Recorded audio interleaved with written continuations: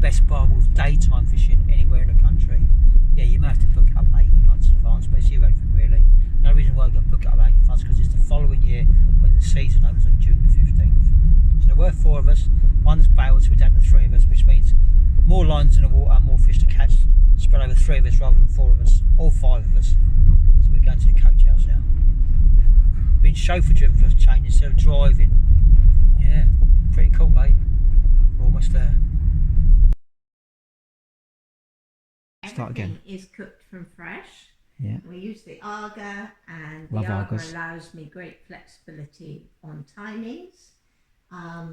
It is here and on all winter, all summer, wow. which drives my husband up the wall because it's not cost effective, he says. Okay. So It's gas rather then than we go gas rather than through logs. to the far end of the kitchen, and this is where we do the breakfast. We have a meaty breakfast. And for the breakfast, we do cereals, toast, fruit, yogurt, and then we do a full English. And we had strawberries as well.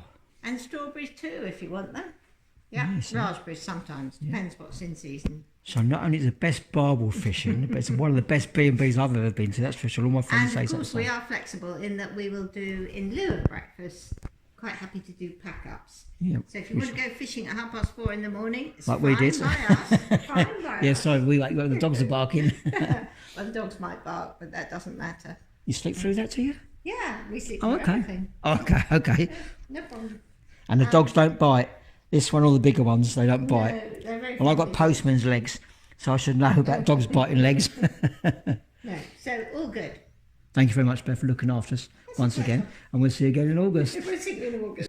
Here we go, we're back here again. So tomorrow will be 28th of August. After today will be Friday 29th. They forecast rain, and it's a bit windy up here, and it's against us, so casting ain't going to be that good. I'm not sure if you can see that sunset, but for me it looks better. It did look better, but half a mile away. Nice. Went down to the Weir, but the boys on there, they haven't had a lot. I think they've had 3 barbel in the whole day. Well, that's fucking terrible, but we're not put off because I don't think the fishing tactic's right. We're going to find out what we can do and how we can improve upon it. Anyhow. 9. Okay, yeah, good shout. So how big do you reckon yours was, Lee? Just straight to double. Okay.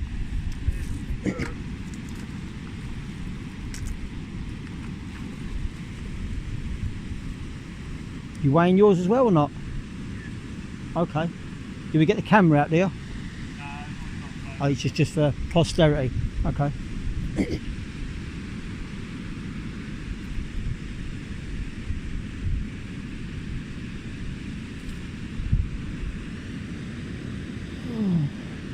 I've got pellets, mixtures, boilies, ground bait, let's cut the feeder off, paste, glug. So you're catching more on the leads or more on the feeders fishing? Feeders. Okay. Just swap over the feeders. And the fish came on the bite, did they? Cool.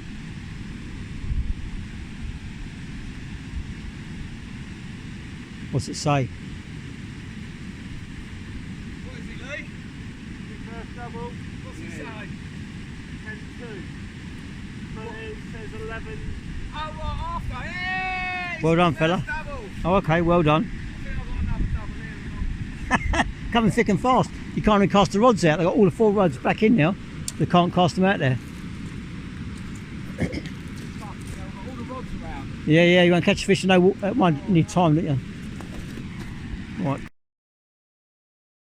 See what's happening. So, got here, snagged up, lost 3 feeders straight, which are all pain. And little links and everything else.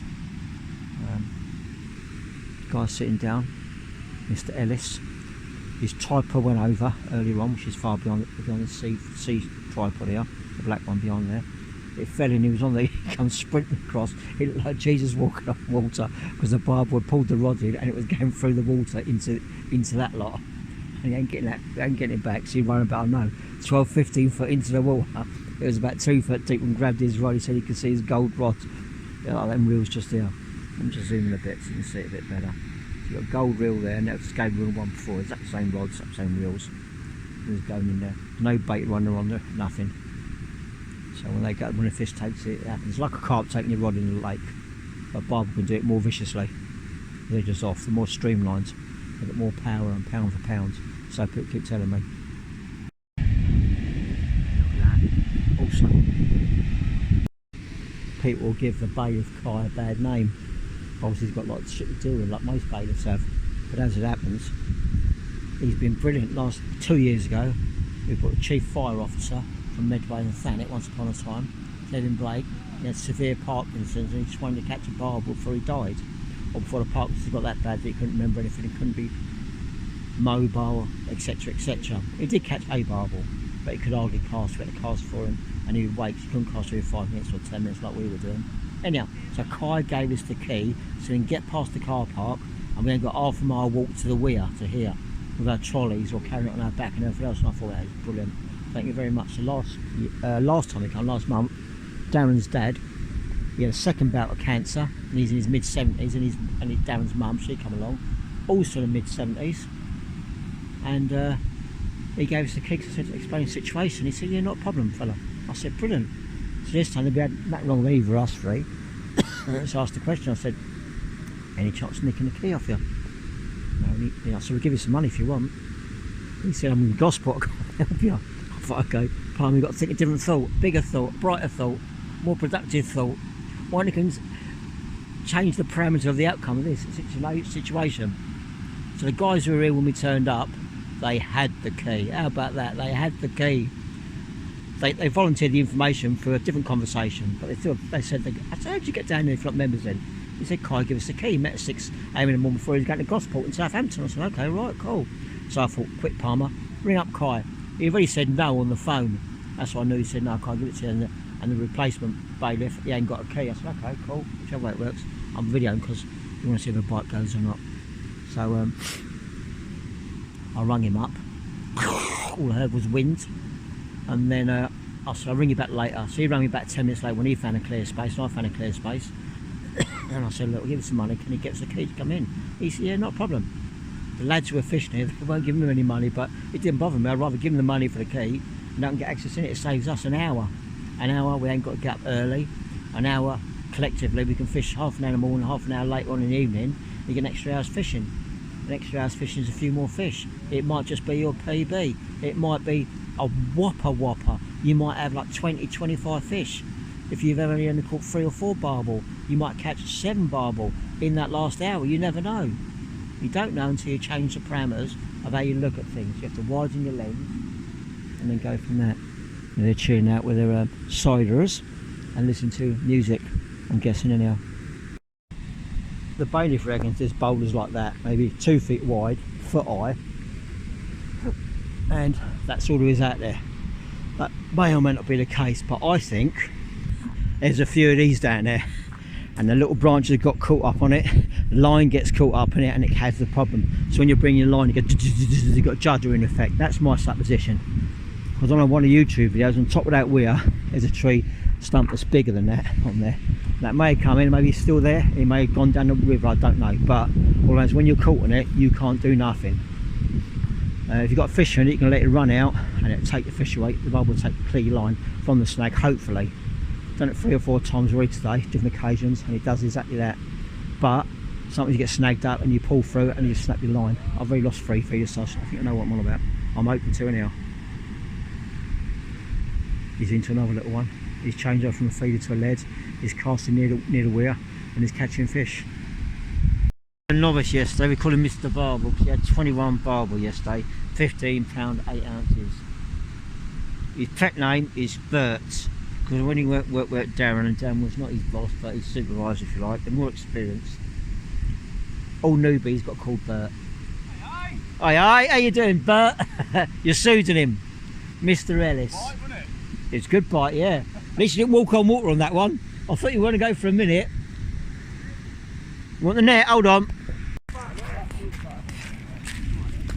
Put some water back on it there, look. Put some water back on its gills. Just make sure you don't cut my head off. You can tilt it up if you need to. That's better. He can breathe again now. Go on, fella. Go on. Yeah, mate. He's up there to 15. Didn't quite get to 16, but it's a clonker. Well done, Ellis. Mega PB. Loads of pictures I've got a video for you.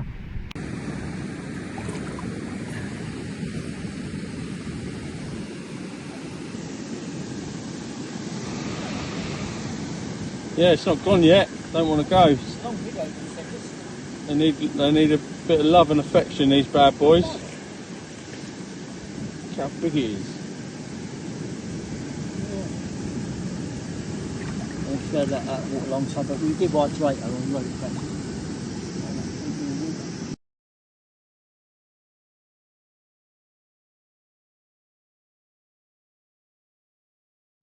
Right, boys and girls, this is for the future. This is the last time I ever come to Collingham Weir.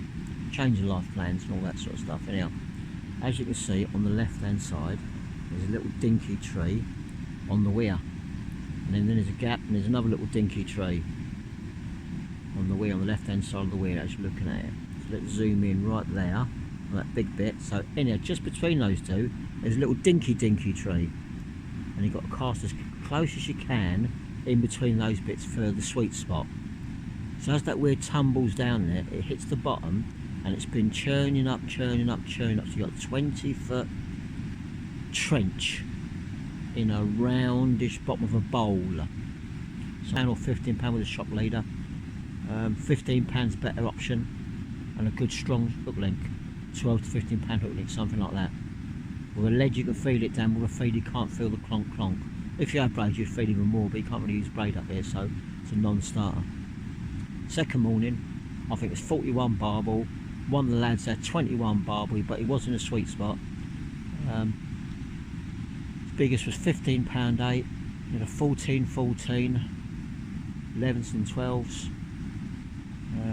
I had a late start, seriously tired, absolutely knackered from the night before, no sleep, and didn't really work. I had to have a sleep during the day, so for me it was a non-starter. So now I'm on a sweet spot for the last day, and hopefully it'll work out right. But he weren't using a feeder as such, he was using a lead and putting a cheesy garlic paste round his barrel, 12 by 15mm barrel. He got some active baits. Back to the vlog. Anyhow, bought some £15 line ages ago. It seemed to be alright on the small type of fish. Anyhow, yesterday it kept fraying and I was thinking, what's happening there? I've got a straight ring, got like a clink in it or something. As a spool got a clink, so I thought I'd change over to the duplicate 12-foot. You know, I'm in a different area, but the longer rod was going over the same area that was different. And it turned out the line, it was crap. So I thought it'd be alright for hook links, and I lost 12 barbel because of the hook links. And because I run out of size 10s and size 8 Super Specialist Drennens, Drennen Super Specialist hooks, I had no choice but to use size 6s and £16 fluorocarbon to get through a size 6 hook, because I had no 8s and no 10s. And I couldn't use that inferior line because it was just causing too many problems, lost too many fish. And you can't lose fish when they're at a premium. Because they ain't going to rock up just because I'm here. How many you had now, Darren? Don't know. Today. Ellis, you've had 10, 11? So you're doing well. How many bream you had? Darren, how many bream you had? How many bream you had? As you're the bream king today. Okay. It's skimmer bream because ain't no, you know, you had a £5, so £5.6 I think it was. This ain't too bad for river bream. They do got 15 in apparently, but I ain't seen one yet.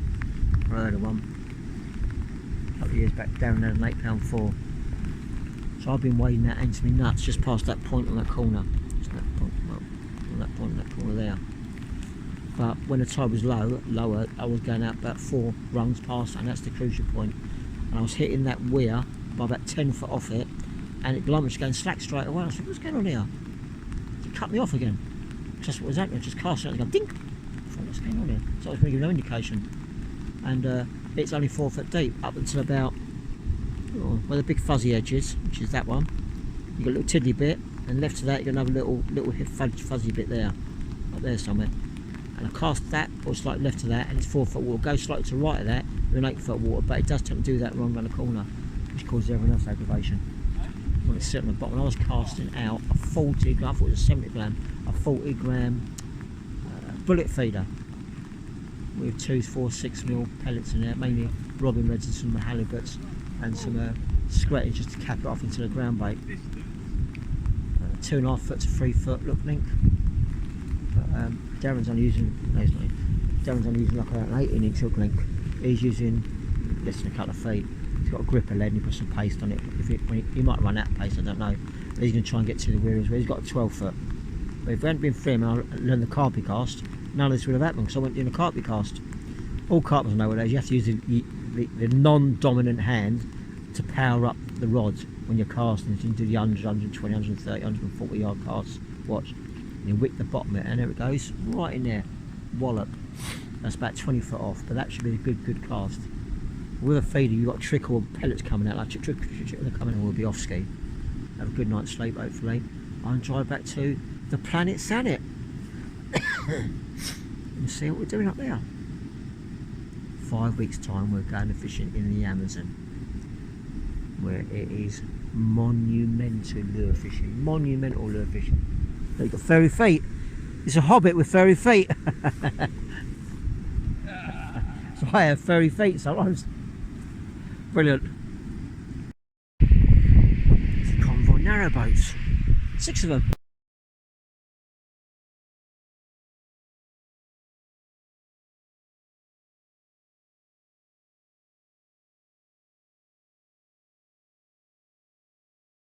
Not large.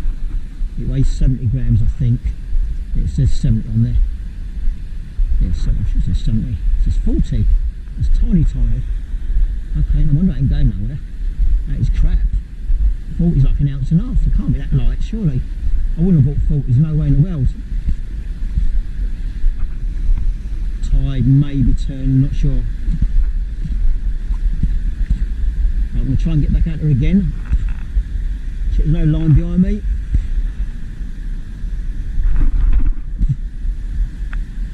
It just goes that little bit further. That's in the water, in the white bit, that is.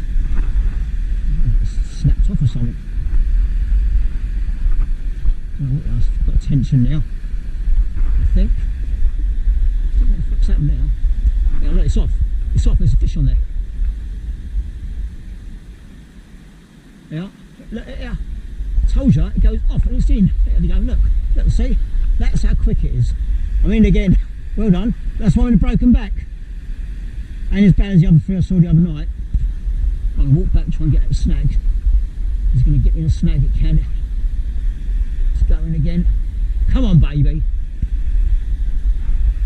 That's how quick it is. And last one, I got this one back here, and that one went off again with the last one.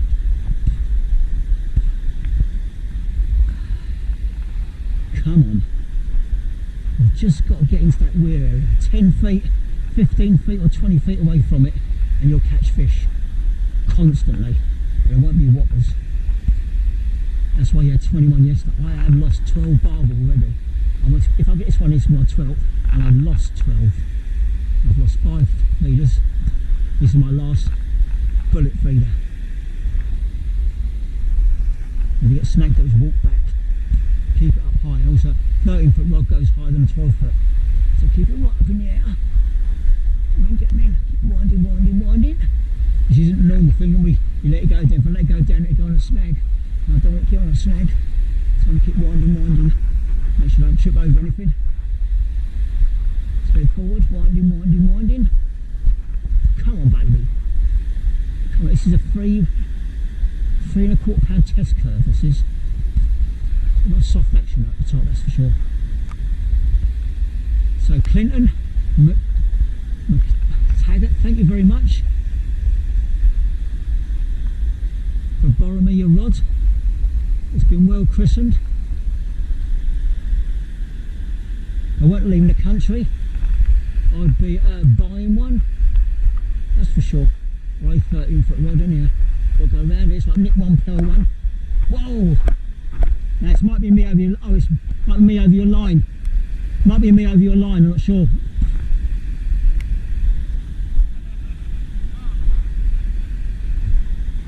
We're all going now. It's going bonkers time. Maybe I don't know if it's dark. I think it's because low water. It's been low for hours. This is really shallow here. So when you bring it back, you'll be careful because P muscles and all that just dink, and your line will go. crazy. They fight for their lives, these Barbel do.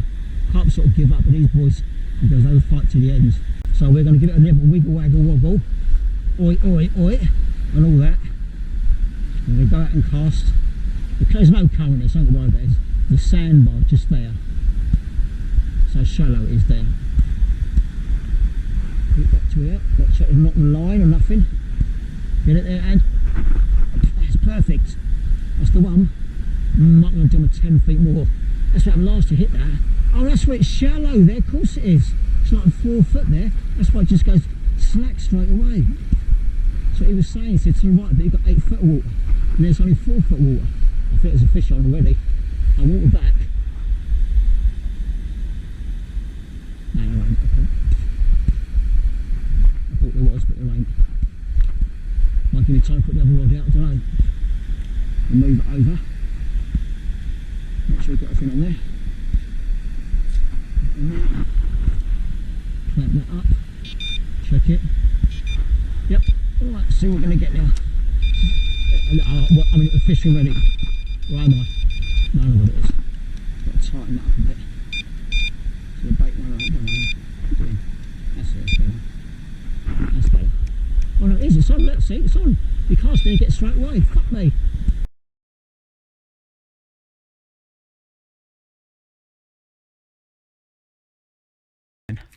It's another couple of days barbel fishing, and we're saying goodbye to the coach house in all its spectacular glory.